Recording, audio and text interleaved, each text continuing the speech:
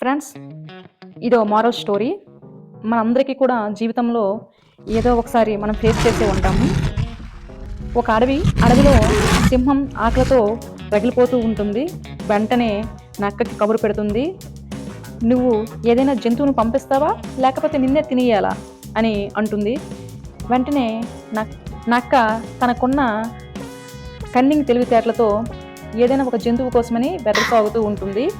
ఇంతలో అదే త్రోవలో పోయినటువంటి ఒక గాడిద కనిపిస్తుంది. వెంటనే నక్క దాన్ని పిలిచి, సింహం నీకు రాజును చేయాలనుకుంటుంది, అందుకనే నిన్ను రమ్మని చెప్పింది అని చెప్తుంది. గాడిద వెంటనే పరుగున సింహం దగ్గరకు చేరుకుంటుంది. ఇంకా సింహం దగ్గరికి వెళ్ళిన వెంటనే ఒక్కసారిగా సింహం గాడిదపైకి అటాక్ చేస్తుంది. ఎలాగోలాగా తప్పించుకుని గాడిద బయటపడుతుంది.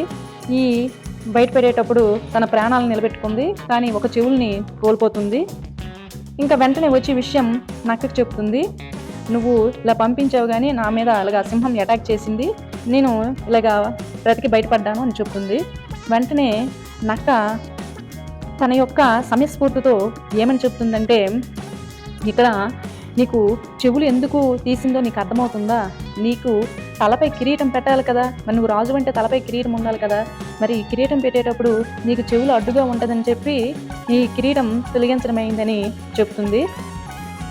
వెంటనే మళ్ళీ గాడిద సింహం దగ్గరకు మళ్ళీ పరుగున నిన్ను రమ్మంటుందని వెంటనే మళ్ళీ పరుగున బయలుదేరుతుంది.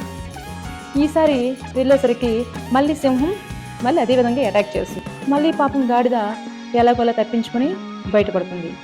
ఈసారి ఏమవుతుందంటే గాడిద తన తోకను కోల్పోతుంది.